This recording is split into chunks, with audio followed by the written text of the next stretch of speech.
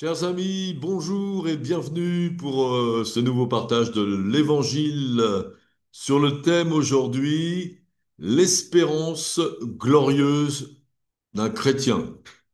Voilà. Donc on va lire un texte dans l'Évangile de Marc, chapitre 9, et à partir du premier verset, donc on va lire le premier verset.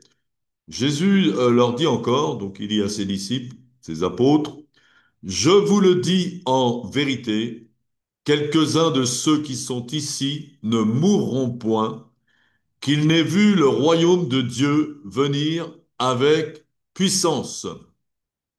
Alors, le royaume de Dieu, eh bien, ça suppose qu'il y a un roi. Quel est le roi de ce royaume de Dieu?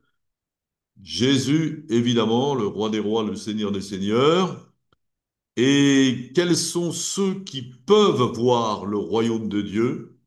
Eh bien, Jésus le dit, donc en vérité, je te le dis, dit ça à Nicodème, si un homme ne naît de nouveau, il ne peut voir le royaume de Dieu. Donc, seuls ceux qui naissent de nouveau peuvent voir le royaume de Dieu, nouvelle naissance. Donc, et quels sont les sujets de ce royaume, le royaume de Dieu? Eh bien, tous ceux qui sont entrés dans ce royaume de Dieu. Alors, donc, on répète ces choses plusieurs fois, mais c'est important. Comment entrons-nous dans le royaume de Dieu? Eh bien, Jésus le dit aussi à Nicodème. En vérité, je te le dis, si un homme ne naît d'eau et d'esprit, il ne peut rentrer dans le royaume de Dieu. Donc, pour entrer dans le royaume de Dieu, nous devons naître d'eau et d'esprit. Ce faisant, nous devenons des enfants de Dieu et des membres du royaume de Dieu. Voilà. Alors, donc, on relit cette phrase qu'on a lue au départ, parce que c'est ça qui est important, c'est de ça qu'on va parler. Hein, Jésus leur dit, je vous le dis en vérité, quelques-uns de ceux qui sont ici ne mourront point, qu'ils n'aient vu le royaume de Dieu venir avec puissance. Alors, le royaume de Dieu, donc, avec puissance. Alors, qu'est-ce que c'est que voir le royaume de Dieu avec puissance? Eh bien, on pourrait croire que c'est voir des miracles, voir des conversions et voir des délivrances, mais en fin de compte, c'est autre chose que ça. Hein, si on lit par exemple euh, dans l'évangile de Luc, chapitre 7, verset 19, et c'est Jean qui envoie des disciples vers Jésus pour lui demander, es-tu celui qui doit venir ou devons-nous en attendre un autre? Et donc il est écrit qu'alors même Jésus guérit plusieurs personnes de maladies, d'infirmités, d'esprits malins, et leur rendit la vue à plusieurs aveugles. Et il répondit, allez rapporter à Jean ce que vous avez vu et entendu. Les aveugles voient, les boiteux marchent, les lépreux sont purifiés, les sourds entendent, les morts ressuscitent et la bonne nouvelle est annoncée aux pauvres. Donc, voir des aveugles voir, hein, des boiteux marcher, des morts qui ressuscitent, c'est puissant, ça, bien sûr, mais c'est voir, on va dire, la puissance du royaume de Dieu. Mais ce n'est pas voir le royaume de Dieu venir avec puissance, quelque chose de différent. Hein. Euh, les miracles, Jésus leur dit que quelques-uns ne mourront point qu'ils n'aient vu le royaume de Dieu venir avec puissance. Donc c'est pas pour tout le monde. Hein. Seulement quelques-uns qui vont voir ce royaume de Dieu venir avec puissance, alors que tous les gens qui sont là autour de Jésus, ses disciples, ses apôtres, ont vu la puissance du royaume de Dieu. Ils ont vu les miracles, ils ont vu les aveugles ouvrir les yeux, ils ont vu les morts ressusciter, voilà, ils ont vu le royaume de Dieu avec puissance, mais ils n'ont pas vu, hein, donc le royaume de Dieu venir avec puissance. Donc ça, c'est quelque chose de différent. Alors, donc, tout le monde ne peuvent pas voir ce royaume de Dieu avec puissance. Et là, on voit, c'est simplement, c'est quelques-uns. Jésus nous dit quelques-uns. Hein, c'est pas donné à tout le monde.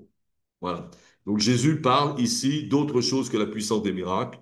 Il parle de quelque chose de bien spécial. Donc, qu'on va lire d'ailleurs dans l'évangile de Marc, chapitre 9, versets 2 à 9. 6 jours après avoir dit ça, Jésus prit avec lui Pierre, Jacques et Jean, et il les conduisit seuls à l'écart sur une haute montagne. Il fut transfiguré devant eux, ses vêtements devinrent resplendissants et d'une telle blancheur qu'il n'est pas de foulon sur la terre qui puisse blanchir ainsi. Élie et Moïse leur apparurent, s'entretenant avec Jésus. Pierre, prenant la parole, dit à Jésus, Rabbi, il est bon que nous soyons ici. Dressons 3 tentes, une pour toi, une pour Moïse et une pour Élie. Car ils ne savaient pas quoi dire. L'effroi les avait saisis. Une nuée vint les couvrir, et de la nuée sortit une voix. Celui-ci est mon fils bien-aimé, écoutez-le. Aussitôt les disciples regardèrent tout autour, et ils ne virent que Jésus seul avec eux. Comme ils descendaient de la montagne, Jésus leur recommanda de ne dire à personne ce qu'ils avaient vu, jusqu'à ce que le Fils de l'homme fût ressuscité des morts. Voilà. Donc on voit cette vision qui est vue simplement par 3 des apôtres, Pierre, Jean et Jacques. Alors qu'est-ce qu'ils voient? Ils voient Jésus transfiguré, ressuscité glorieusement, avec des vêtements resplendissants. Et ils voient apparaître aussi Élie et Moïse qui parlent avec Jésus. Et ensuite, ils voient une nuée qui les couvre et entendent la voix de Dieu disant, celui-ci est mon fils bien-aimé, écoutez-le, propos de Jésus, bien sûr. Donc d'où vient cette vision? Ce n'est pas une vision terrestre, c'est une vision céleste, une vision du ciel de Dieu, hein? Donc de Jésus ressuscité et transfiguré. Ils entendent le Père, ils voient Élie et Moïse. Alors Jésus leur dit de ne pas parler de cette vision avant sa résurrection. Alors pourquoi? Eh bien, on se doute que comme Jésus va choisir simplement 3 apôtres, hein, on va dire les plus avancés, les, les plus spirituellement avancés, eh bien, il fait pas, cette vision n'est pas pour tout le monde, parce que la plupart des gens ne pourraient pas supporter cette vision. Déjà, nous voyons que les 3 disciples, Pierre, Jean et Jacques, sont terrifiés, hein. Donc c'est quelque chose que tout le monde ne pourrait pas supporter, hein. Et donc il prend simplement 3 disciples, hein.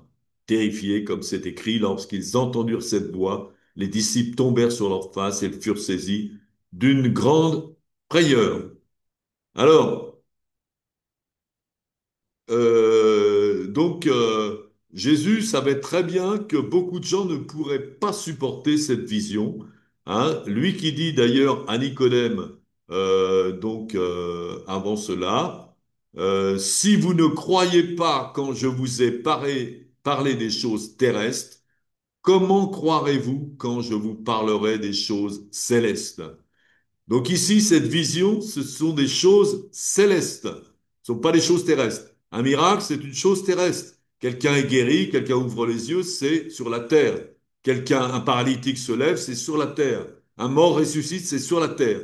Mais là, c'est une vision qui est céleste, hein. On voit Jésus transfiguré, Moïse et Élie entendent la voix du Père, de notre Père qui est aux cieux. Voilà. Alors, donc, est-ce que Jésus leur demande de garder le secret, hein, jusqu'à le temps qu'ils soient ressuscités? Alors, est-ce qu'ils ont gardé ce secret? Eh bien, oui, en effet, puisque on peut voir, c'est un témoignage de Pierre dans une de ses épîtres. Si on lit 2 Pierre 1,16, c'est Pierre qui dit, ce n'est pas, en effet, en suivant des fables habilement conçues, que nous vous avons fait connaître la puissance de l'avènement de notre Seigneur Jésus-Christ, mais c'est comme en ayant vu sa majesté de nos propres yeux, car il a reçu du Père, de Dieu le Père, honneur et gloire, quand la gloire magnifique lui fit entendre une voix qui disait, Celui-ci est mon Fils bien-aimé, en qui j'ai mis toute mon affection. Et nous avons entendu cette voix venant du ciel lorsque nous étions avec lui sur la sainte montagne, où Pierre va, des années après, parler de cette vision qui ne l'a jamais quitté. D'ailleurs, qu'est-ce que cette vision a apporté à ses trois disciples, hein? Eh bien, on voit que Pierre et Jean, c'était pas donc n'importe qui, c'était des disciples qui étaient proches de Jésus, qui combattaient en première ligne. Hein, Pierre et Jacques sont morts en martyrs. Jean a été prisonnier sur l'île de Patmos jusqu'à la fin de sa vie. Et donc cette vision puissante, céleste, les a aidés à garder la foi, à la transmettre et à traverser toutes les épreuves qu'ils allaient traverser.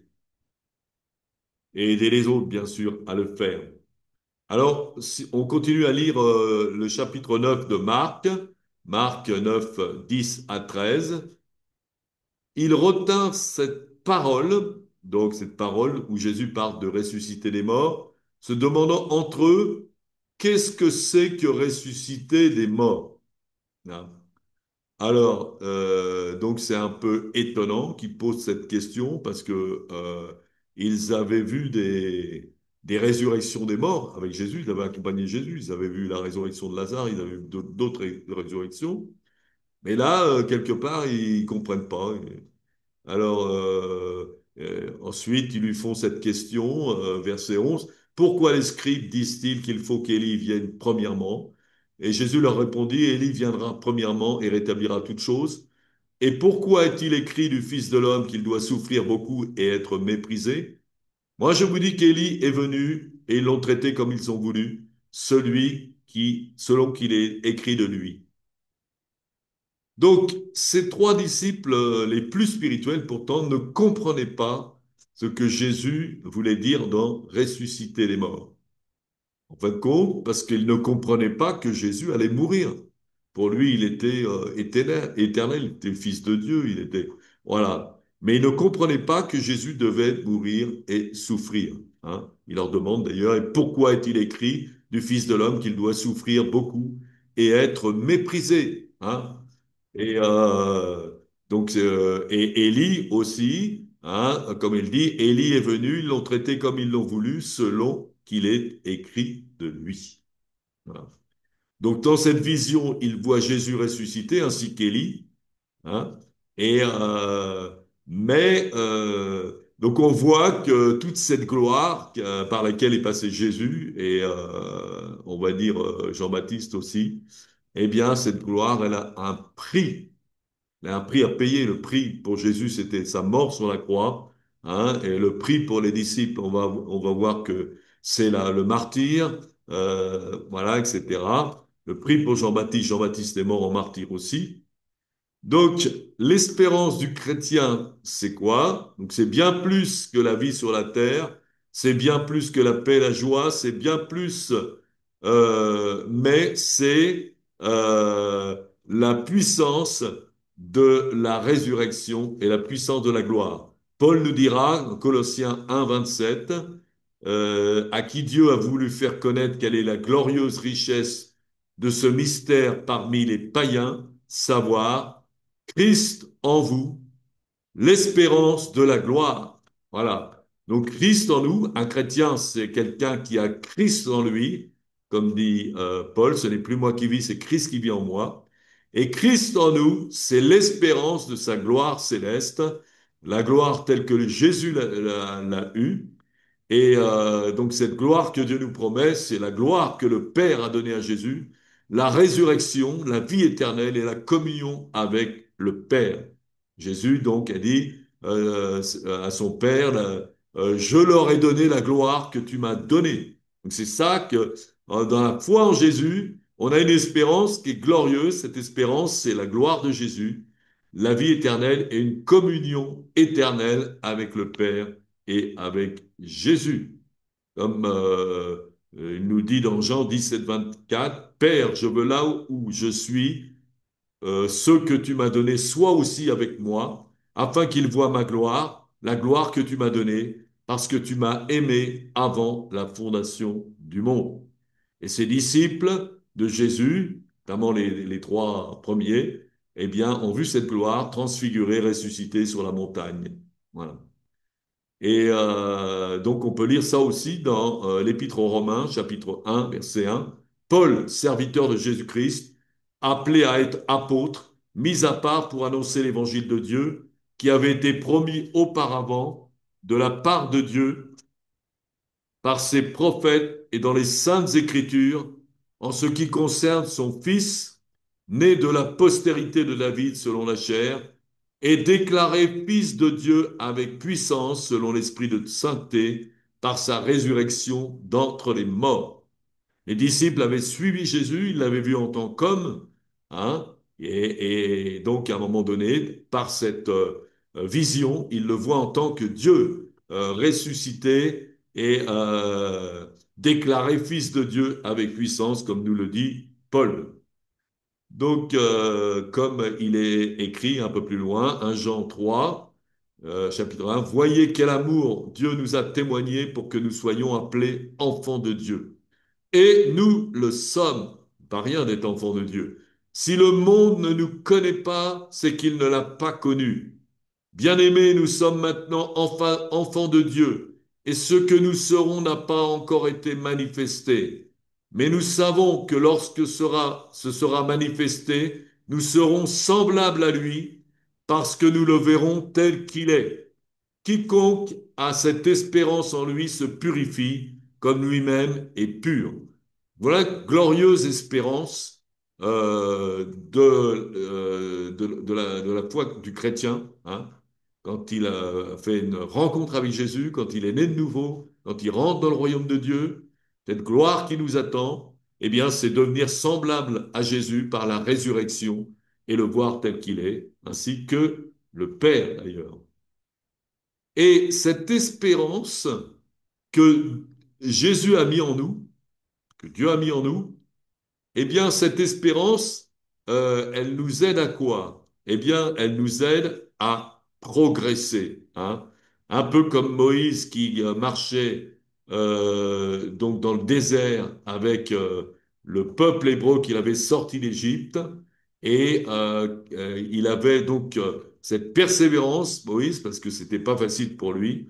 Il dit qu'il avait les yeux fixés sur la récompense.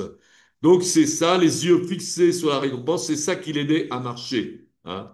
Et de la même façon, eh bien, nous, quand nous avons cette vision de la résurrection, celle de Jésus et la nôtre aussi, à l'image de Jésus, eh bien, cette vision nous aide à progresser dans notre foi chrétienne. C'est ça qui peut nous aider à persévérer dans les moments les plus difficiles, hein. Je me souviens de ce témoignage de cet hindou qui s'était converti à Jésus, le Sadhu Sundar Singh, et qui un jour va annoncer l'évangile dans le Tibet, et il est roué de coups, et on lui casse la main, les jambes, tout ça, et on le jette dans un puits. Et il va raconter donc cet épisode, et il va dire que pendant ces 3 jours où il était au fond du puits avec des ordures, eh bien, il était spirituellement comme au ciel. Il était visité par la gloire de Dieu, hein, et c'est ça évidemment qui va l'aider à tenir. Voilà. Donc heureusement, donc le chemin de la vie chrétienne, il est difficile, hein. Il dit étroit et resserré le chemin qui mène à la vie, mais gloire à Dieu, Dieu est avec nous sur ce chemin et il nous donne la force par cette vision, par ce témoignage, par le but aussi de cette vie chrétienne dont nous parle d'ailleurs Paul dans Philippiens 3:7. Mais ces choses qui étaient pour moi des gains, ils parlent tous des avantages qu'il avait, Paul. Donc, il était donc quelqu'un de très, très calé, irréprochable selon la loi, un pharisien zélé, hein. Et toutes ces choses qui étaient pour moi des gains, je les ai regardées comme une perte à cause de Christ. Et même je regarde toutes choses, les choses de la vie, comme une perte à cause de l'excellence de la connaissance de Jésus-Christ, mon Seigneur, pour lesquelles j'ai renoncé à tout. Je les regarde comme de la boue, afin de gagner Christ et d'être trouvé en lui non avec ma justice, celle qui vient de la loi, mais avec celle qui s'obtient par la foi en Christ, la justice qui vient de Dieu par la foi, afin de connaître Christ et la puissance de sa résurrection et la communion de ses souffrances, en devenant conforme à lui dans sa mort, pour parvenir, si je puis, à la résurrection d'entre les morts. Ce n'est pas que j'ai déjà remporté le prix ou que j'ai déjà atteint la perfection, mais je cours pour tâcher de le saisir, puisque moi-même j'ai été saisi par Jésus-Christ. Frère, je ne pense pas l'avoir saisi, mais je fais une chose, oubliant ce qui est en arrière et me portant vers ce qui est en avant, je cours vers le but pour remporter le prix de la vocation céleste de Dieu en Jésus-Christ.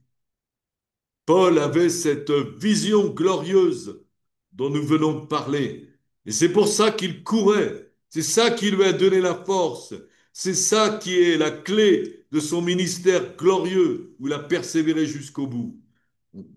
Donc, euh, mais cette gloire qui nous attend, elle a un prix, comme l'a dit Paul dans ce texte. Le prix, c'est de renoncer à tout ce qui est terrestre, hein. Le prix, c'est la foi en Christ. Le prix, c'est la communion avec les souffrances de Christ. Le prix, c'est aussi de courir vers le but, hein. Et donc, voilà ce que nous devons faire entre chrétiens. Nous devons être zélés, hein, nous devons être bouillants pour Christ.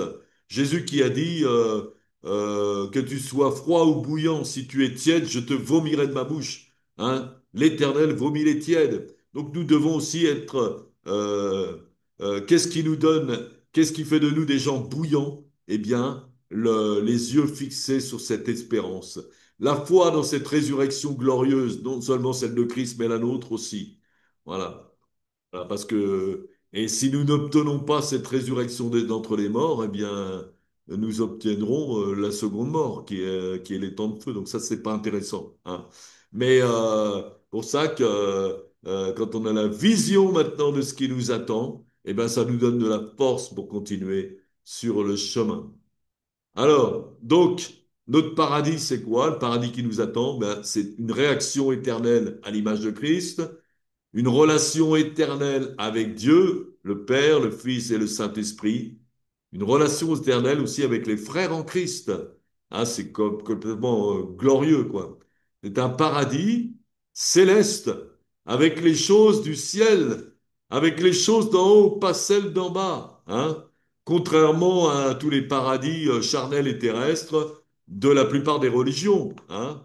Paradis charnel et terrestre des témoins de Jéhovah, hein. Paradis pour les témoins de Jéhovah, c'est un paradis sur terre, un paradis charnel et terrestre. Paradis pour les musulmans, c'est pareil. Une relation sexuelle avec des vierges, bon, on parle d'un paradis. Voilà, pour les bouddhistes, c'est à peu près pareil. Un paix intérieur, l'absence de désir, libération du karma.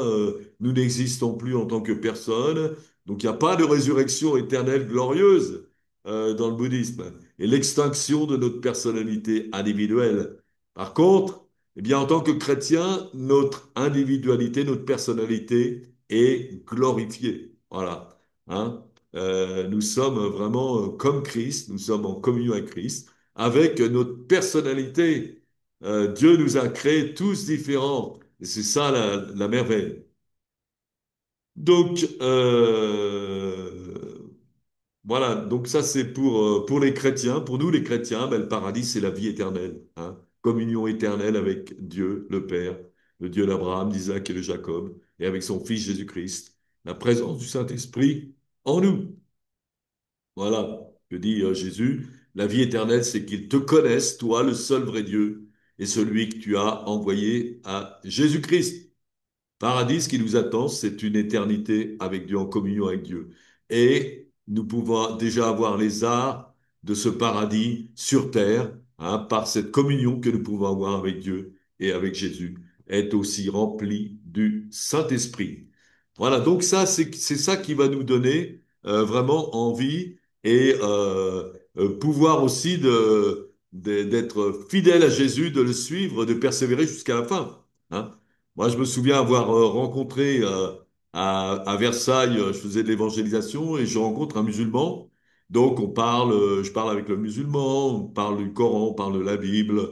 Bon, et puis, bon, alors lui, il me dit, oui, mais nous, on ne croit pas que Jésus est le Fils de Dieu. Vous connaissez la doctrine musulmane, qu'il est crucifié sur la croix, ok. Voilà. Bon, mais je lui dis, mais est-ce que vous croyez il y a un seul Dieu qui a créé l'univers? Il me dit oui, bah oui, bien sûr. Oui, bah moi aussi. Et donc, ce Dieu, est-ce qu'il est bon? Bah, bien sûr qu'il est bon. Il est bon, il est miséricordieux, ok? Est-ce qu'il est juste aussi? Oui. Alors, est-ce qu'il aurait fait 36 000 chemins sur la terre? Un chemin pour les Blancs, un chemin pour les Noirs, un chemin pour les Arabes, un chemin... Non, hein? Non, si Dieu est juste, c'est le même chemin pour tout le monde. Voilà. Euh, et en fin de compte, et je lui dis, Dieu est aussi amour. Hein. Dieu est aussi amour. Et cet amour, Dieu est amour et Dieu est père aussi. Et cet amour, c'est l'amour d'un père. Hein. Et l'amour d'un père, c'est quoi? Ben, l'amour d'un père, c'est l'amour pour ses enfants. Un père, il a le désir d'avoir des enfants. Et en réalité, Dieu veut faire de nous tous des enfants. Je lui dis, vous, peu importe votre religion, vous êtes musulman ou n'importe quoi, mais Dieu vous aime. Et il veut faire de vous son enfant, de chacun d'entre nous, son enfant. Jésus, c'est simplement le premier-né de la création. Mais il veut nous rendre tous à l'image de Jésus. C'est ça le plan pour le monde entier. Pour vous, c'est pas... il y a 36 000 religions. Mais Jésus veut nous faire tous enfants de Dieu et tous ressuscités dans la gloire de Dieu à l'image du Christ ressuscité. Dieu a un projet formidable et éternel. Hein. D'ailleurs, il dit que Dieu a créé l'homme à son image. Et donc ça, grâce à Jésus, c'est la restauration de l'homme à l'image de Dieu. Voilà. Eh bien, soyez bénis. Hein, je vous conseille peut-être de réécouter éventuellement pour vraiment recevoir, si c'est pas fait, la présence de Christ en vous, Christ en nous, l'espérance de la gloire. Et puis que Dieu, le Père, vous accorde cette vision de cette glorieuse éternité qu'il a prévue pour chacun d'entre nous, pour tous les hommes. Dieu veut que tous les hommes soient sauvés, qu'ils parviennent à la connaissance du salut. Dieu aime tous les hommes, il attire tous les hommes vers toi. Donc, vous qui écoutez, ouvrez votre cœur, dites Seigneur, je veux croire en toi, Seigneur Jésus. Alléluia, viens dans mon cœur, viens me remplir maintenant, viens vivre en moi et viens me conduire, me diriger sur ce chemin de la gloire. Au nom de Jésus, pour la gloire éternelle. Amen. Soyez bénis.